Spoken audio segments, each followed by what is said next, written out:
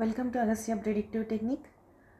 ఈరోజు మనం మాట్లాడుకోబోయే గ్రహం మోడర్న్ ఆస్ట్రాలజీలో, వెస్ట్రన్ ఆస్ట్రాలజీలో ప్లూటో. యురేనస్, నెప్ట్యూన్ గురించి ఇంతకు ముందర వీడియోస్లో మనం డిస్కస్ చేసుకున్నాం. ఈరోజు మనం మాట్లాడుకోబోయేది ప్లూటో గ్రహం గురించి. ఈ ప్లూటో గ్రహం సూర్యుడి నుంచి వరుసగా మనం గ్రహాల క్రమం ప్రకారం మనం వీడియోస్ చేసుకుంటూ వచ్చాం. దాంట్లో శని తర్వాత యురేనస్ తర్వాత నెప్ట్యూన్, లాస్ట్లో వచ్చేది ప్లూటో.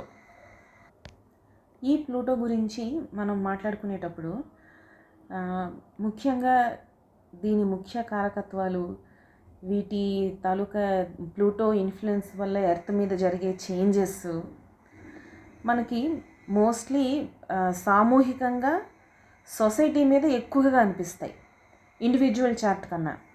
ఇండివిజువల్ చార్ట్లో కూడా మనకి కనిపిస్తాయి, అది కూడా క్లోజ్ 1 డిగ్రీలో కంజంక్షన్లో ఉన్నప్పుడు మాత్రమే మనం ఈ విపరీతమైన చేంజెస్ని మనం జన్మజాతకంలో ఇండివిజువల్ చార్ట్లో చూడొచ్చు. అలానే 1 డిగ్రీ ఆస్పెక్ట్లో ట్రైన్ కానీ, సెక్స్టైల్ కానీ, యురేనస్ తోటి ఆపోజిషన్లో కానీ, ఇలాంటి స్క్వేర్ ఆస్పెక్ట్స్ కానీ వచ్చేటప్పుడు వితిన్ 1 డిగ్రీలో దీని ఎఫెక్ట్ కనిపిస్తూ ఉంటుంది. ఫాస్ట్ మూవింగ్ ప్లానెట్స్ అయితే అవి తొందరగా మూవ్ అయిపోయి వెళ్ళిపోతూ ఉంటాయి కాబట్టి వాటి వల్ల పర్వాలేదు.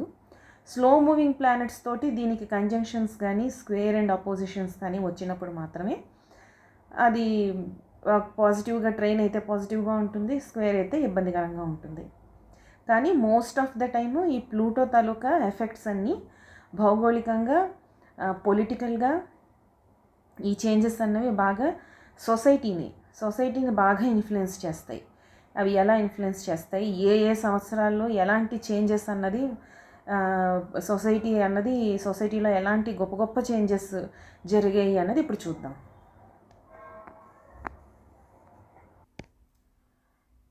ఆస్ట్రాలజీలో Pluto is associated with intense power and intense transformation. And Pluto అన్నది బర్త్, డెత్ అండ్ రీబర్త్ దీన్ని చూపిస్తుంది. దీన్ని మనం ఎప్పట్లాగే సింబలైజేషన్ చూసుకుంటే సోల్, స్పిరిట్,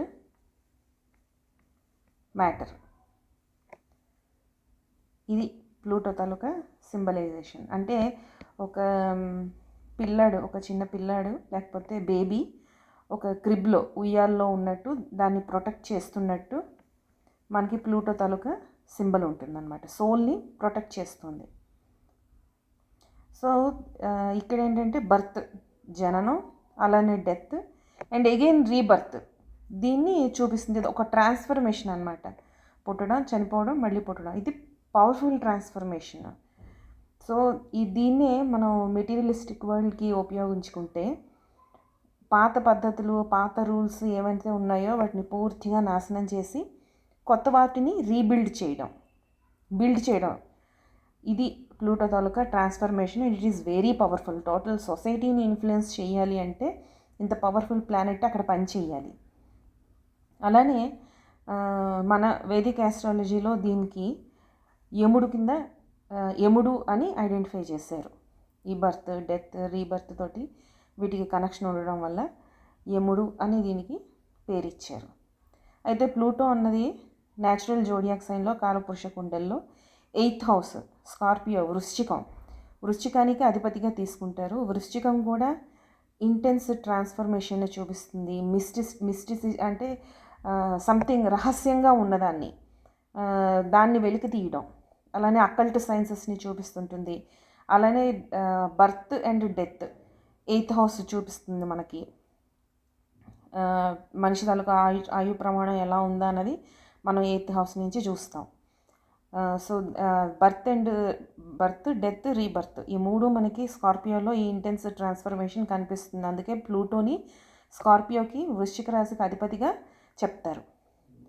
అయితే ఈ ఇంటెన్స్ ట్రాన్స్ఫర్మేషన్ ఇవన్నీ ఒక సైకిల్ రూపంలో జరుగుతూనే ఉంటుందన్నమాట. బర్త్, డెత్, రీబర్త్, ట్రాన్స్ఫర్మేషన్, మళ్ళీ పాత రూల్స్ని చెరిపేసి కొత్తవి ఏర్పడడం, ఇదంతా సైకిల్గా ఇది జరుగుతూనే ఉంటుంది సొసైటీలో. అది చూద్దాం ఇప్పుడు.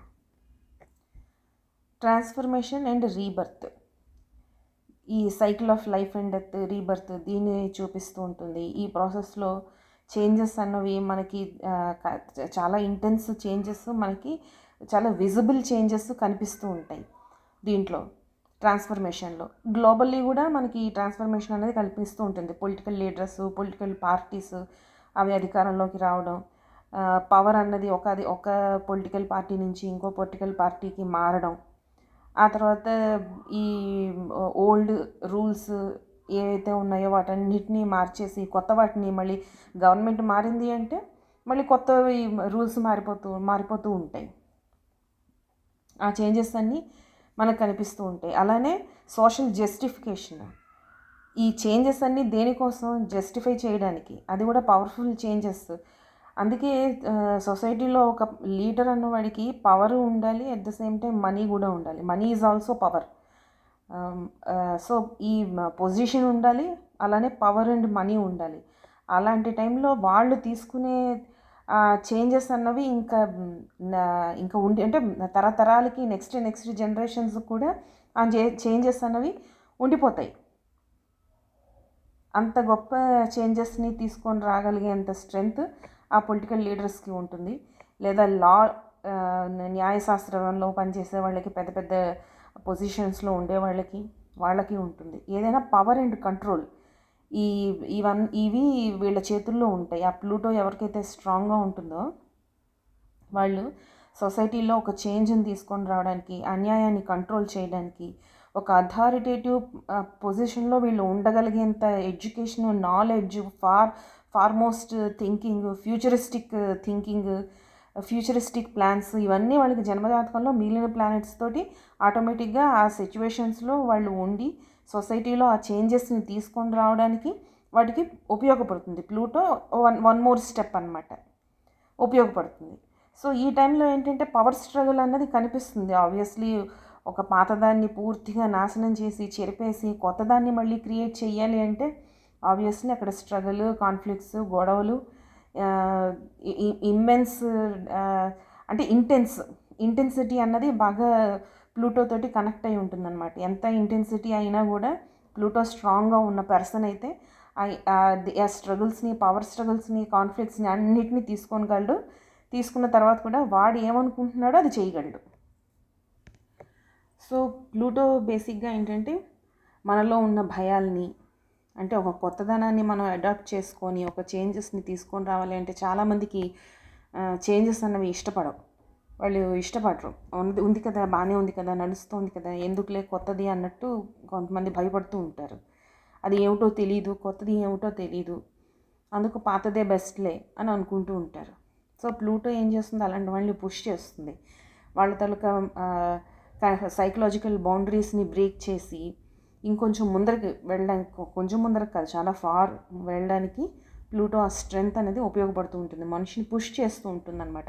అలాంటి సిచ్యువేషన్స్ని, అలాంటి ఎమర్జెన్సీ సిచ్యువేషన్స్ని క్రియేట్ చేసి దాంట్లో మనం ఒక ముందర స్టెప్, పాత వాటిని వదిలేసి కొత్త వాటిని అడాప్ట్ చేసుకునే విధంగా మనల్ని పుష్ చేస్తుంది. అలానే స్కార్పియోకి అధిపతి అని చెప్పుకున్నాం మనం. వృశ్చిక రాశి 8th హౌస్ అంటే అది in depth occult knowledge, hidden forces, weapons, chemical చేంజెస్ని, పవర్ అండ్ అంటే మెంటల్ పవర్, ఇంట్యూషన్ని కూడా చూపిస్తుంది వృశ్చిక రాశి. జలరాశి 3 జలరాశులు చూపిస్తాయి. కొంచెం పైసెస్, మీన రాశిలో కొంచెం ఇంట్యూషన్ అనేది ఎక్కువ పనిచేస్తుంది. ఈ హిడెన్ థింగ్స్ని బయటికి తీసుకొని రావడం, లూప్ హోల్స్ ఏమైనా ఉంటే వాటిని బయటికి తీసుకొని రావడం, ఇదంతా ప్లూటో తాలూకా స్ట్రెంగ్త్.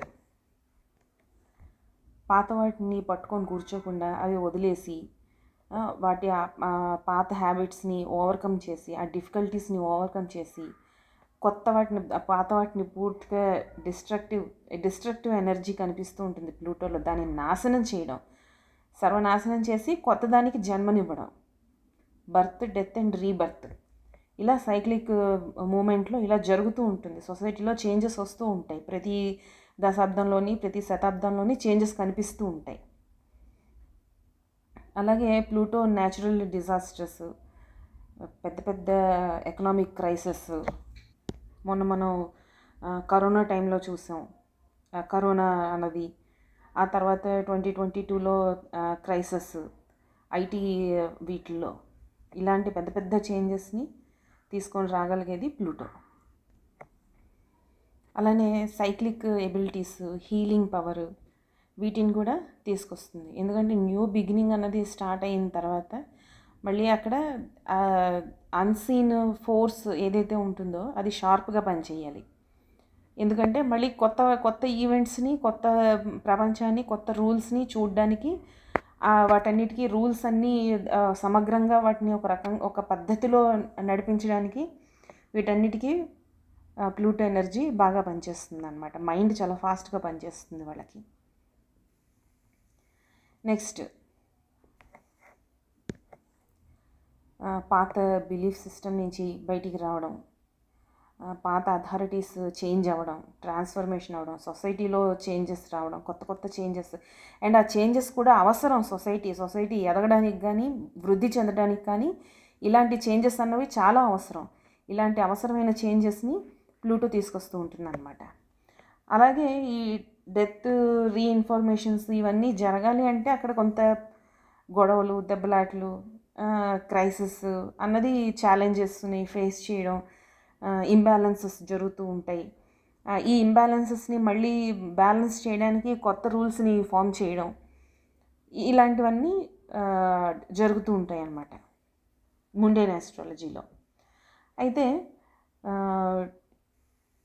యురేనస్, నెప్ట్యూన్ వరకు మనకి ఎల్ఎన్ లియో పుస్తకాల్లో దొరుకుతాయి. ప్లూటో అన్నది అతను చనిపోయిన తర్వాత 1930లో వరల్డ్ వార్ II తర్వాత ప్లూటో తాలూకా ఇన్ఫ్లుయెన్స్ అన్నది మన ఆస్ట్రాలజర్స్, సీనియర్ ఆస్ట్రాలజర్స్ అందరూ దానిని ఐడెంటిఫై చేసి వాటిని మళ్ళీ ఒక పుస్తకాల రూపంలో వాటిని రాసి మనకు అందించారు. సో ఇలాంటి చేంజెస్, వీళ్ళు అబ్జర్వ్ చేసిన చేంజెస్ ఏంటో చూద్దాం. ప్లూటో ఒక రాశిలో 14-15 సంవత్సరాల నుంచి, ఒకవేళ రెట్రోగ్రేషన్లో వాటిలో వెళ్తే ఒక 30 సంవత్సరాల వరకు ఒకే రాశిలో ఉంటుందన్నమాట. అంటే ఒక సొసైటీలో ఒక పాత రూలు, ఆ బాగా అలవాటు పడిపోయిన ఆ రూల్కి దాన్ని నాశనం చేసి, దాన్ని చంపేసి మళ్ళీ కొత్త రూల్ని రీఫార్మ్ చేయాలి అంటే, సొసైటీ మొత్తం చేంజ్ అవ్వాలి అంటే ఇన్ని సంవత్సరాలు పడుతుంది మరి. సో ఒక్కొక్క రాశిలోని అన్నన్ని సంవత్సరాలు ఉండడం వల్ల ఈ మార్పులు ఈజీగా చోటు చేసుకుంటాయి అన్నమాట. అయితే 1929, 39 ఆ టైంలో ప్లూటో అన్నది మన ప్లూటోని కనిపెట్టిన టైంలో ప్లూటో అన్నది క్యాన్సర్లో ఉందన్నమాట. అంటే కర్కాటక రాశిలో. ఈ కర్కాటక రాశిలో ఉన్న ప్లూటో వల్ల చేంజెస్ ఎలాంటివి జరిగాయి? ఇక్కడ ఆల్రెడీ మనకి తెలుసు, అతి పెద్ద పవర్ స్ట్రగుల్ మన, not just India, other countries కూడా బ్రిటిష్ కింగ్డమ్ నుంచి వాళ్ళ చేతుల్లోంచి బయటకు వచ్చి ఒక న్యూ మనకి ఫ్రీడమ్ మనకి తెచ్చుకొని, ఆ బ్రిటిష్ తాలూకా పవర్లోంచి బయటకు వచ్చి మనం ఇండిపెండెన్స్ తెచ్చుకున్న వెరీ బిగ్ వార్ ఫైట్ అనేది మనకి ఇక్కడ మనం చూస్తాం. ఇదే ప్రాసెస్లో ఎకనామికల్గా విపరీతమైన డౌన్ఫాల్ చూసాం మనం, ఫైనాన్షియల్ క్రైసిస్ చూసాం, లైఫ్ స్పాన్ కూడా తగ్గిపోయింది. We last so much jewellery, gold, silver, art effects, economy, GDP చాలా తగ్గిపోయింది, అన్ఎంప్లాయ్మెంట్ పెరిగిపోయింది, ఫైనాన్షియల్ ఇన్స్టిట్యూషన్స్ లేవు, తర్వాత రోగాలు, వాటికి సరైన మెడికల్ సప్లిమెంట్ లేవు, ఫుడ్ క్రైసిస్, ఎర్లీ డెత్స్, ఇలాంటి దారుణమైన కండిషన్లో అసలు క్యాన్సర్లో కర్కాటక రాశిని చంద్రుడు అధిపతి, దాన్ని మనం నరిష్మెంటల్ మదర్లీ నేచర్ నరిష్మెంట్ కింద చెప్పుకుంటాం. అవి ఏవి ఇక్కడ పనిచేయలేదు. కంప్లీట్ ఆపోజిట్ క్రైసిస్, ప్రతి దాంట్లోని క్రైసిస్నే మనం చూసాం. ఆ తర్వాత 1939-45 ఆ టైంలో వరల్డ్ వార్ II జరుగుతున్న టైంలో ప్లూటో అన్నది సింహరాశిలో ఉంది. ఈ సింహరాశిలో ఉన్న ప్లూటో ఏం చేసింది? ఒక పక్క వార్ జరుగుతోంది అంటే కోర్స్ గ్లోబల్ స్కేల్లో ఫైనాన్షియల్ క్రైసిస్ మళ్ళీ మనకు కనిపిస్తుంది, డెత్స్ కనిపిస్తూ ఉంటాయి, పవర్ స్ట్రగుల్ కనిపిస్తుంది, ట్రాన్స్ఫర్మేషన్, గ్లోబల్ ట్రాన్స్ఫర్మేషన్ అనేది కనిపిస్తూ ఉంటుంది. At the same time Leo అన్నది ఎంటర్టైన్మెంట్ అనమాట. Media and entertainment. సో ఆ టైంలో మనం సినిమాలో మూకీ ఇంతకు ముందర సినిమాలో డైలాగ్స్ ఉండేవి కాదు, ఓన్లీ యాక్షన్ ఉండేది బిగినింగ్లో, వెరీ బిగినింగ్లో. ఆ తర్వాత డైలాగ్స్ యాడ్ చేశారు. ఆ తర్వాత కామెడీ మ్యూజిక్ డైలాగ్స్ యాడ్ చేసిన తర్వాత కలర్ సినిమాలు అన్నవి, మీడియా అన్నది ఎంత ట్రాన్స్ఫర్మేషన్ జరిగిందంటే బ్లాక్ అండ్ వైట్ నుంచి కలర్ రావడం స్టార్ట్ అయ్యింది. అది biggest transformation in the industry, entertainment ఇండస్ట్రీలో, హాలీవుడ్లో కానీ ఇండియాలో కానీ. మ్యూజిక్లో రకరకాల మ్యూజిక్ రావడం, ఇదంతా ప్లూటో అన్నది సింహరాశిలో ఉన్నప్పుడు జరిగిన చేంజెస్. అలానే 1950 నుంచి 60 ఇక్కడ చూసుకుంటే అప్పుడు ప్లూటో అన్నది కన్యారాశిలో, విర్గోలో కన్యారాశిలో సంచరిస్తున్న సమయం. కన్యారాశి 6th హౌస్ కదా. సో ఇక్కడ కొత్త కొత్త జాబ్స్, ఇండస్ట్రీస్, అలానే వ్యవసాయం అనేది విపరీతంగా అభివృద్ధి చెందడానికి కారణం మిషన్స్, కొత్త కొత్త వ్యాపార కొత్త కొత్త ఫార్మింగ్ మెథడ్స్, వ్యవసాయ పద్ధతులు, ఇవన్నీ ఇక్కడ మిషనరీస్, ట్రాక్టర్స్, మిషనరీస్, వ్యవసాయానికి ఉపయోగపడే పనిముట్లు, ఇవన్నీ డెవలప్ జరుగుతూనే. అలానే 6th హౌస్ హెల్త్కి సంబంధించింది కూడాను, రోగాలు.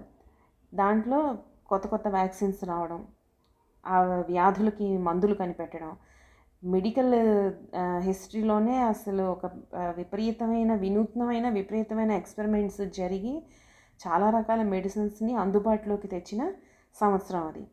అట్ ద సేమ్ టైం ఎన్విరాన్మెంట్లో చేంజెస్ని ఐడెంటిఫై చేసి వాటి కోసం ఈ పొల్యూషన్స్ వీటిని కంట్రోల్ చేయడానికి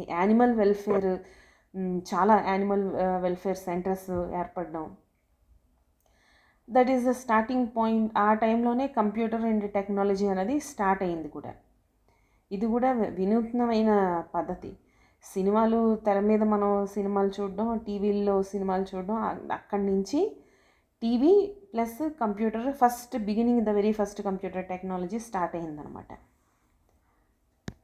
ఆ తర్వాత 1971-83 ఈ టైంలో ప్లూటో అన్నది టోరస్ కాదు, లిబ్రా.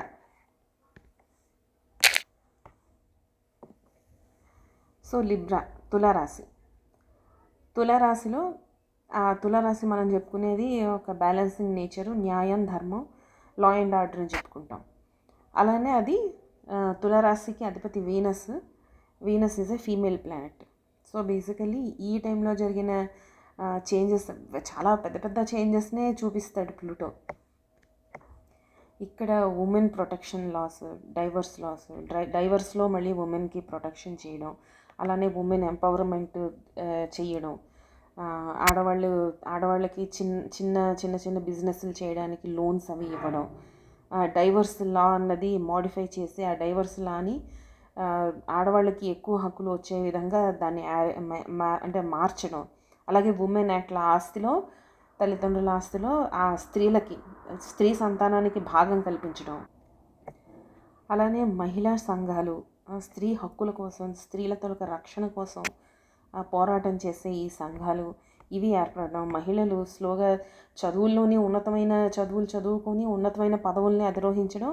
అలానే అట్ ద సేమ్ టైం మహిళలకి వ్యాపారాల్లో కూడా, చిన్న వ్యాపారాల్లో కూడా లోన్స్ అవి ఇవ్వడం, పెట్టుబడులు పెట్టుకోవడం, మహిళలను బాగా ఉద్ధరించిన ఆ ఇయర్స్ అన్నమాట ఇవి.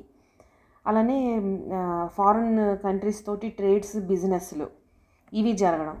ఈ చేంజెస్ అన్నీ మనం ప్లూటో లిబ్రాలో ఉన్నప్పుడు చూసాం. ఆ తర్వాత 89లో మళ్ళీ వార్.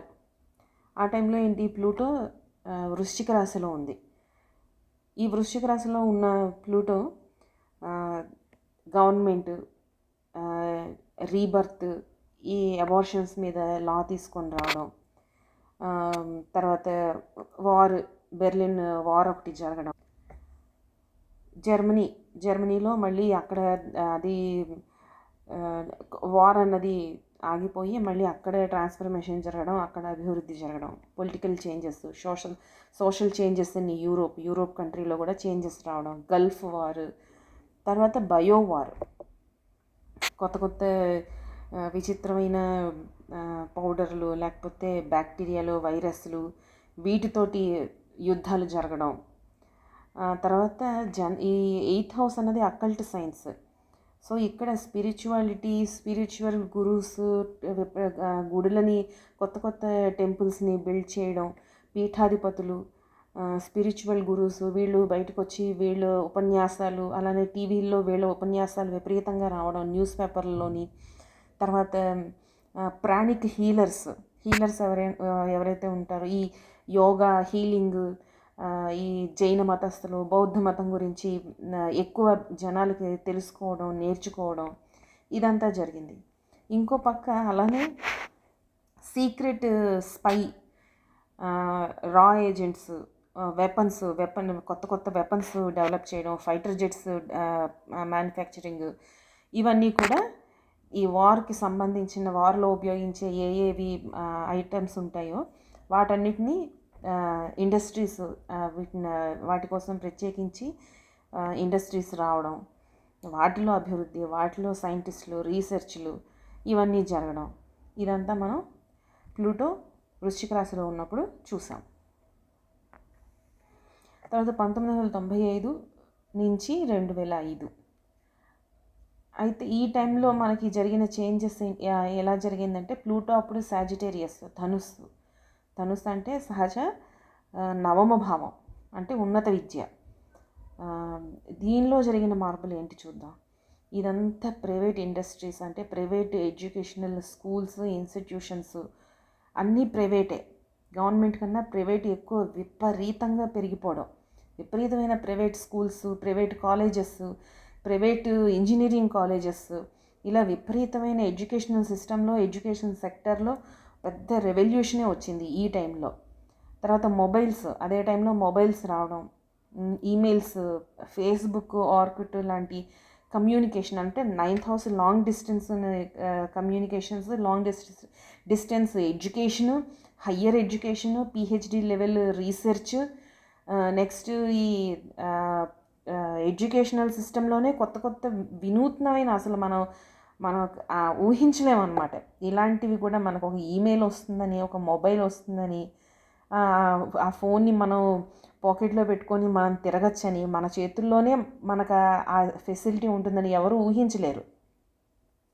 అంత గొప్ప రిఫార్మేషన్ ఇలాంటివి ప్లూటో వల్ల సాధ్యం అవుతాయి అన్నమాట. అయితే ఈ ఎడ్యుకేషనల్ సిస్టమ్స్ విపరీతంగా రావడం, అదే టైంలో చాలామంది ఇంజనీరింగ్లు చదువుకొని ఫారెన్ ట్రావెల్ వెళ్ళడం, ఫారెన్లో సెటిల్ అవ్వడం, అక్కడ రీసెర్చ్ కూడా చేయడం, ఎడ్యుకేషనల్ ఇన్స్టిట్యూషన్స్, ఇవన్నీ సాజిటేరియస్లో ఉన్న ప్లూటో సాజిటేరియస్లో ఉన్నప్పుడు జరిగిన చేంజెస్. ఆ తర్వాత 2008లో మనకు తెలిసిందే క్రైసిస్ అన్నది, ఐటీ క్రైసిస్ అన్నది జరిగింది. చాలా పెద్ద క్రైసిస్ అది. ఆ టైంలో క్యాప్రికాన్ మకర రాశి అంటేనే సహజ జాతక చక్రంలో దశమ భావం, అంటే ఉద్యోగ స్థానం. ఆ టైంలో చాలామందికి ఉద్యోగాలు పోయాయి, ఎకానమీ కూడా విపరీతంగా దెబ్బతింది, ఫైనాన్సెస్ కూడా దెబ్బతిన్నాయి. చిన్న చిన్న ఉద్యోగాలు చేసేవాళ్ళు, అంటే వ్యాపారస్తులు, వాళ్ళు కొంచెం పర్వాలేదు, కానీ ఈ ఐటీ సెక్టర్లో ఉన్న వాళ్ళందరూ చాలా దెబ్బతిన్నారు. అమెరికా, ఇండియా అప్పటికి ఐటీ సిస్టమ్ మీద బాగా డెవలప్ అయిపోయి డిపెండ్ అయి ఉన్నాం కాబట్టి అన్ని కంట్రీస్లోని ఈ 2008లో జరిగిన క్రైసిస్ అన్నది అన్ని కంట్రీస్లోని దెబ్బ కొట్టింది. అలానే రీసెంట్ మనకి 2021 అంటే ధనుస్సు రాశి నుంచి ధనుస్సు రాశి నుంచి మకర రాశిలోకి ఈ చేంజెస్ అన్నీ జరుగుతున్న టైంలో, ఇదే టైంలో మనం చూసింది ఏంటి, ఈ క్రైసిస్, కరోనా రావడం, ఇదొక బయో వార్ అని అనుకోవడం. ఈ కరోనా వల్ల పబ్లిక్ హెల్త్ విషయంలో చాలా ప్రాబ్లమ్స్ ఎదుర్కోవడం, అసలు అంటే హౌస్ అరెస్ట్ అయిపోయినట్టు, ఆల్మోస్ట్ హౌస్ అరెస్టే. అలాంటి టైంలో కూడా ప్రభుత్వం బాగా పనిచేసింది. సో ఇలాంటివి అసలు ఊహించరు, ఇలాంటిది ఒకటి జరుగుతుంది అని మనం మన మనం ఊహించలేదు, మన పేరెంట్స్ ఊహించలేదు, మన గ్రాండ్ పేరెంట్స్ ఊహించలేదు. మన పిల్లలకు కూడా మళ్ళీ ఇలా ఇది ఫస్ట్ టైం వాళ్ళకి కూడా. సో అసలు 4 జనరేషన్స్లో కని విని ఎరగని వింత హౌస్ అరెస్ట్ అయిపోవడం, పాండమిక్, తర్వాత అంటే లాక్డౌన్ చేసేయడం. ఇక్కడ కూడా ఎకానమీ చాలా దెబ్బతింది. చాలామంది ప్రాణాలు కోల్పోయారు. ఫ్యామిలీస్ చాలా ఇబ్బంది పడ్డాయి. ఉద్యోగాలు కూడా చాలామందికి పోయాయి.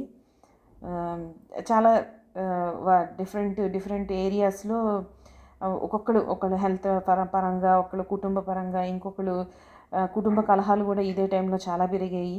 అది కూడా చేంజ్. ప్లస్ అది అయిన తర్వాత మనం మోడ్రన్గా ఎలా చేంజ్ అయ్యాము అంటే, సిన్స్ ఇంత భయంకరమైన ఒక క్రైసిస్ని ఎదుర్కొన్న తర్వాత మనకి ఈ యూపీఐ పేమెంట్స్, పేటిఎం పేమెంట్స్ అనేవి ఇదే పెద్ద రెవల్యూషన్. మనకి ఎక్కడ ఏ కంట్రీలోని లేనంత అద్భుతమైన స్ట్రక్చర్ మనకి డెవలప్ చేసుకున్నాం మనం. యూపీఐ పేమెంట్స్ ఇప్పుడు మనం బయటకు వెళ్ళి కూరలు కొనాలన్నా యూపీఐ, ఫ్రూట్స్ పళ్ళు కొనడానికి వెళ్ళినా మనం అక్కడ యూపీఐతో పేమెంట్ చేసేయచ్చు. పేమెంట్ మెథడ్లో ఫైనాన్స్ ఇండస్ట్రీలో ఇదొక పెద్ద రెవల్యూషన్, చేంజ్. అలానే స్టార్టప్స్, ఈ జొమాటో కానీ, స్విగ్గీ కానీ, ఈ స్టార్టప్స్ డోర్ డెలివరీ చేయడం కానీ, ఇవన్నీ స్టార్టప్స్. తర్వాత wheels on hotel, restaurant on wheels, ఇలాంటివి కొత్త టెక్నాలజీ యాప్స్, విపరీతమైన యాప్స్ డెవలప్ అయ్యాయి 2008 నుంచి చూసుకుంటే. ఈ యాప్స్ అన్నీ డెవలప్ చేయడం, ఇదంతా మనకి modern way of payment methods, online payments అద్భుతంగా జరిగింది. కొత్త ఉద్యోగాలు, చిన్న ఉద్యోగాలు, కొత్త ఉద్యోగాలు, అది కూడా పెద్దగా చదువుకోకపోయినా కూడా ఈ ఉద్యోగంలో స్థిరపడిపోయగలిగేంత చేంజెస్ అన్నమాట. అద్భుతమైన చేంజెస్ మనం ఇక్కడ చూసాం. 2008 క్రైసిస్ అన్నది మకర రాశిలో కాదు, అప్పటికి సాజిటేరియస్లోనే ఉంది ప్లూటో. 2020లో పాండమిక్ టైంలో ఇక్కడ మకర రాశిలోకి ఎంటర్ అయిందనమాట. ఇక్కడ మకర రాశిలో ఎంటర్ అయ్యి 2039 వరకు మకర రాశిలోనే ఉంటుంది. సో ఇలాంటి అద్భుతమైన చేంజెస్ జరిగే టైంలో ఇక్కడ నెగిటివ్ క్వాలిటీస్ మనకి ఏం కనిపిస్తాయంటే, అబ్సెషన్ అండ్ కంపల్సివ్ డిజార్డర్. ఏంటంటే అది ఒక ఎమోషన్ అనేది కంట్రోల్లో ఉండదన్నమాట. సో దాన్ని ఎలా అయినా సాధించాలి అని పట్టుదలతో సాధించే ఒక ఇంటెన్స్ కోరిక అలాంటిది కనిపిస్తూ ఉంటుంది. అలాగనే పవర్ స్ట్రగుల్ అనేది కనిపిస్తూ ఉంటుంది. యుద్ధాలు జరిగేటప్పుడు, పాలిటిక్స్ చేంజ్ అయ్యేటప్పుడు ఈ పవర్ స్ట్రగుల్ అనేది నువ్వా నేనా అన్నట్టు ఫైట్ అనేది జరుగుతూ ఉంటుంది. అలానే డిస్ట్రక్షన్ అండ్ క్రైసిస్. ఆ క్రైసిస్ అనేది మనకు అన్ని చోట్ల అన్ని రకాలుగా కనిపిస్తుంది. ఫైనాన్షియల్ క్రైసిస్ కనిపిస్తుంది, హెల్త్ విషయంలో క్రైసిస్, ఫ్యామిలీ బాండ్స్ విషయంలో క్రైసిస్, డిస్ట్రక్టివ్ ఎనర్జీ కనిపిస్తూ ఉంటుంది. అలానే మ్యానిపులేషన్ కూడా కనిపిస్తుంది. Manipulation in relationships, manipulation in political leaders. ఈ చేంజెస్, ఇవి మ్యానిపులేషన్ కనిపించకుండా ఇంత రెవల్యూషనరీ చేంజెస్ అన్నవి జరగవు. సో కొంత 100% అదే నాశనం అయిపోయి కొత్తది మళ్ళీ రీబర్త్ చేసుకోవడం, ఇదంతా ఒక డిఫికల్ట్ ప్రాసెస్ అన్నమాట. ఫియర్ని జయించాలి, రకరకాల ట్రామాస్ నుంచి వెళ్ళాల్సి వస్తుంది. అన్రిజాల్వ్డ్ ఇష్యూస్ అవి అప్పుడప్పుడు బయటపడుతూ ఉంటాయి. ఆ కొత్త రిఫార్మేషన్, కొత్త రూల్స్ని తెచ్చే విషయంలో వాటన్నిటిని కూడా మేనేజ్ చేస్తూ ఉండాలి. సో నిరాశ, నిస్పృహ లాంటి intense emotions, jealousy, power struggles, rage, పగ తీర్చుకోవడం, లేదా రిజెంట్మెంట్, నేను చెయ్యను, నేను మారను, నేను ఇదే చేస్తాను అని గట్టిగా పట్టుపట్టి కూర్చోవడం. ఈ ఇన్ఫ్లుయెన్స్ అంతా మనకి ప్లూటో వల్ల ఇండివిజువల్ లైఫ్లోనూ కనిపిస్తూ ఉంటుంది అప్పుడప్పుడు. అలాగే గ్లోబల్గా కూడా ఎక్కువ కనిపిస్తూ ఉంటుంది. ఐసోలేషన్, అది కూడా మనం కరోనా టైంలో చూసాం. ఇలా ఉంటుందన్నమాట Pluto taluka influence. Keep watching Agastya Predictive Technique. Thank you.